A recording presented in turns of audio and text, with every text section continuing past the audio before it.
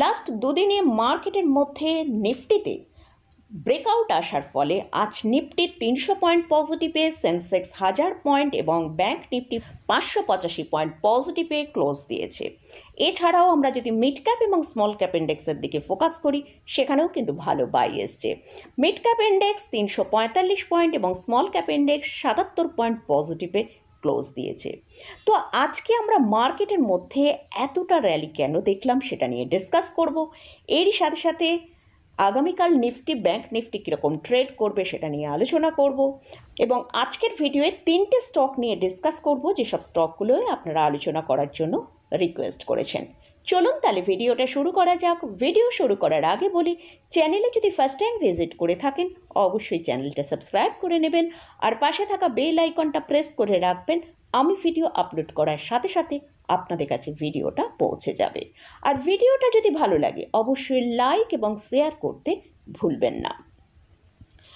তো আজকে আমরা মর্নিংয়ে দেখেছি নিফটি 25,268-তে ওপেন হয়ে সেখান থেকে একটা ছোট্ট ডিপ আসে, যেটা 25,259 পর্যন্ত লো তৈরি করে সেখান থেকে কিন্তু আমরা একটা নিফটির মধ্যে ভালো র্যালি দেখেছি, যেটা হচ্ছে 25,565 পর্যন্ত হাই তৈরি করেছিল।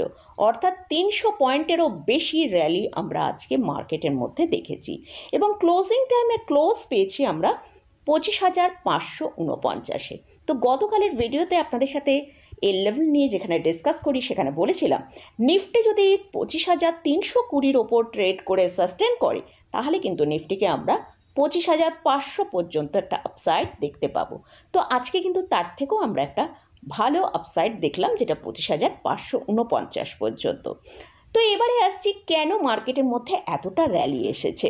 কারণ আমরা যেটা দেখছিলাম, জিওপলিটিক্যাল একটা টেনশন চলছিল।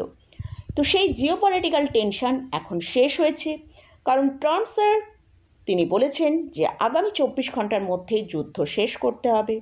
তো এটা একটা মার্কেটের কাছে কিন্তু খুব পজিটিভ নিউজ। তো মার্কেট সবসময় কিন্তু আগেই ডিসকাউন্ট করে যে কোনো নিউজকে। তো তাই আজকে আমরা দেখলাম পুরো গ্লোবাল মার্কেটের মধ্যেই কিন্তু একটা ভালো পজিটিভে ট্রেড করেছে। তো আমরা যদি ইউরোপ মার্কেটকেও দেখি, সেখানে একটা পজিটিভে ট্রেড করছে, শুধু আমাদের ইন্ডিয়ান মার্কেটই নয়। তো তার জন্য আজকে মার্কেটের মধ্যে এতটা আমরা র্যালি দেখতে পেয়েছি। নেক্সট যে কারণটা, আমরা লাস্ট দুদিন ধরে দেখছিলাম নিফটিতে ভালো ব্রেকআউট এসছে। পরশু আমরা দেখেছি নিফটি 25,317-কে ব্রেকআউট দিয়েছিল ইন্টারডে বেসিসে এবং গতকাল আমরা দেখেছি ক্লোজিং বেসিসে নিফটি 25,150-কে এর ওপর ব্রেকআউট দিয়ে ক্লোজিং দিয়েছে। তো তারই ফলে আজকে আমরা নিফটির মধ্যে 25,565 পর্যন্ত একটা র্যালি দেখতে পেলাম। এছাড়াও যদি ব্যাংক নিফটির দিকেও দেখি, ব্যাংক নিফটির মধ্যে নিফটির পরেই ব্রেকআউটটা এসছে। আজকের ব্যাংক নিফটিতেও ইন্টারডে বেসিসে আমরা দেখেছি 57,050-এর ওপর একটা ব্রেকআউট দিয়েছে এবং সেটা 57,263 পর্যন্ত হাই তৈরি করেছে। তো ব্যাংক নিফটির মধ্যেও কিন্তু একটা স্ট্রং ব্রেকআউট আমরা আজকে দেখতে পেয়েছি। তারই ফলে আজকে আমরা কিন্তু মার্কেটের মধ্যে সব ইন্ডেক্সগুলোকেই একটা ভালো র্যালি দিতে দেখলাম। এর সাথে সাথে এফআইএসরা কিন্তু তারা মার্কেটে শর্ট করে রেখেছিল, তারা শর্ট কভারিং করেছে, তার জন্য কিন্তু মার্কেটে এতটা র্যালি এসছে।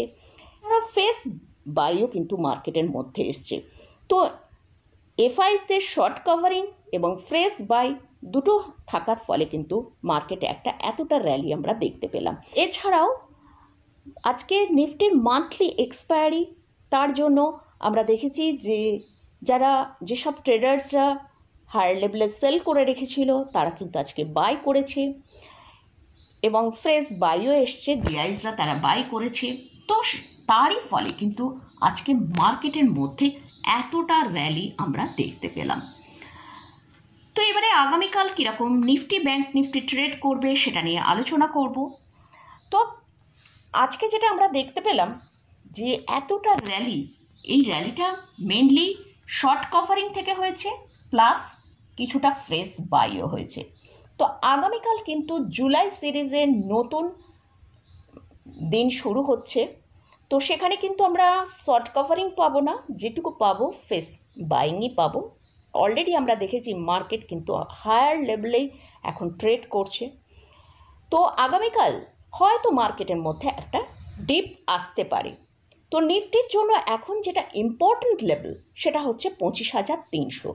যদি 25,300কে ব্রেক করে তাহলে নিফটি নিচের দিকে 25,200 পর্যন্ত আসতে পারে। আর নিফটির জন্য এখন যেটা স্ট্রং সাপোর্ট সেটা হচ্ছে 25,150। যতক্ষণ নিফটি 25,150-এর ওপর আছে ততক্ষণ কিন্তু মার্কেটের মধ্যে ভালো র্যালি আসার সম্ভাবনা আছে।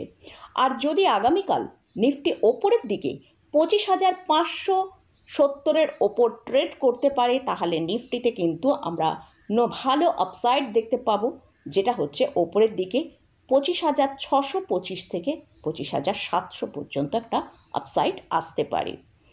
তো এটা গেল নিফটি নিয়ে আলোচনা করলাম। এবারে আসছি ব্যাংক নিফটি।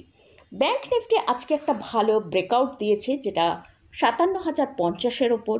ব্যাংক নিফটি আজকে যে হাইটা তৈরি করেছে সেটা হচ্ছে 57,265।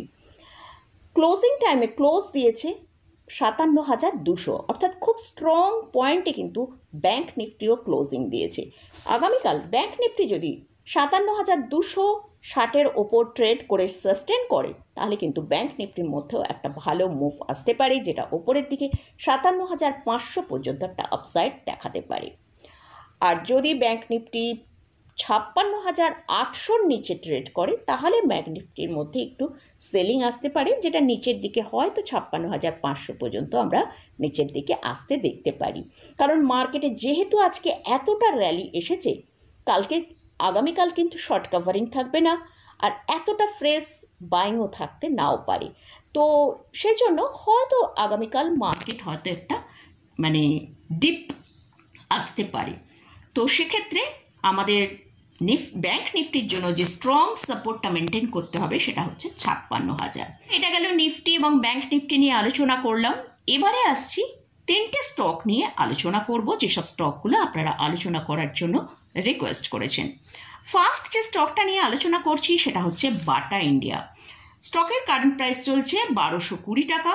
স্টকটা আজকে একটা ফ্ল্যাট টু পজিটিভে ট্রেড করেছে। স্টক তার হায়ার লেভেল থেকে প্রায় 26% ডাউনে এখন ট্রেড করছে, আর বর্তমানে স্টকটা কিন্তু একটা রেঞ্জের মধ্যে ট্রেড করছে। ওপরের দিকে 1300 আর নিচের দিকে 1190। যেদিকে রেঞ্জে ব্রেক করবে সেখানেই কিন্তু একটা বড় মুভ আসার সম্ভাবনা আছে। উপরের দিকে 1300-কে ব্রেক করে ওপরের দিকে সাস্টেন করে তাহলে ওপরের দিকে 1350 থেকে 1400 পর্যন্ত একটা আপসাইড দেখাতে পারি, শর্ট টার্ম বেসিসে বলছি। আর যদি নিচের দিকে 1190-কে ব্রেক করে তাহলে নিচের দিকে 1029 টাকা পর্যন্ত একটা ডাউনসাইড আসতে পারে। কিন্তু আমার ভিউয়ার্স তিনি বলেছেন যে তিনি 1440 টাকায় বাই করেছেন, তো একটু হায়ার লেভেলে তার বাই হয়েছে। যদি পসিবল হয়, যদি স্টকটাকে 1150 থেকে 1160-এর কাছে আসে, সেটা কিন্তু সেই জায়গায় কিন্তু অ্যাভারেজ করা যেতে পারে যদি পসিবল হয়। আর যদি পসিবল না হয় তাহলে যে পজিশন আপনার হোল্ডিংয়ে আছে অবশ্যই সেটা আগামী 2 বছরের জন্য হোল্ডিংয়ে রাখুন। এখান থেকে একটা ভালো পজিটিভ মুভ আসতে পারে। স্টক ফান্ডামেন্টালি ঠিকঠাকই আছে। যেহেতু এটা একটা মিড ক্যাপ ক্যাটাগরি স্টক, তাহলে যখন মুভ আসবে সেক্ষেত্রে কিন্তু একটা বড় মুভ আসার সম্ভাবনা আছে। নেক্সট যে স্টকটা নিয়ে আলোচনা করছি সেটা হচ্ছে জি শিপিং। এই স্টকের কারেন্ট প্রাইস চলছে 985 টাকা। এটাও মিড ক্যাপ ক্যাটাগরি স্টক তার হায়ার লেভেল থেকে এখন প্রায় 35% নিচে ট্রেড করছে। শর্ট টার্মে স্টকের যে সাপোর্টটা আছে সেটা হচ্ছে 950 টাকা। যদি স্টকটা 992 টাকার ওপর ট্রেড করে সাস্টেন করতে পারে তাহলে ওপরের দিকে স্টকটা 1100 টাকা পর্যন্ত আপসাইড দেখাতে পারে। কিন্তু আমার ভিউয়ার্সের বাই করা আছে 1230 টাকায়। এটাও কিন্তু অনেকটা হায়ার লেভেলেই তিনি বাই করেছেন। যদি পসিবল হয় ডিক্লাইনে অ্যাভারেজ করতে পারেন, আর যা সম্ভব না হয় যে পজিশন আপনার হোল্ডিংয়ে আছে সেটা আগামী 2 বছরের জন্য হোল্ড করতে পারেন।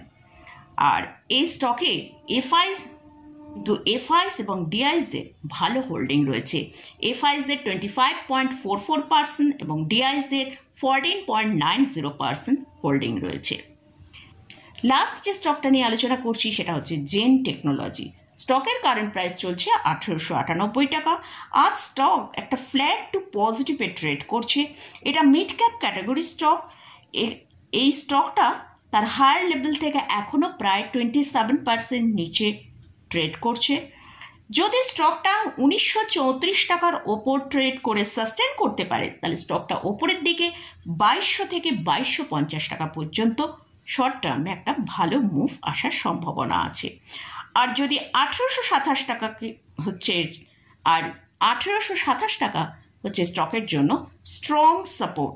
যদি এর নিচে ব্রেক করে নিচের দিকে ট্রেড করে তাহলে কিন্তু ভালো সেলিং আসার সম্ভাবনা আছে। তো মোটামুটি এই স্টকগুলো নিয়ে আলোচনা করলাম, আপনারা রিকোয়েস্ট করেছেন তাই এই স্টকগুলো নিয়ে আলোচনা করলাম।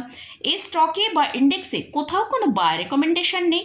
এই স্টকে বা ইন্ডেক্সে কোথাও যদি কোনো পজিশন নিতে চান তার আগে ভালো করে চার্ট অ্যানালিসিস করে নিয়ে তারপরই পজিশন নেবেন।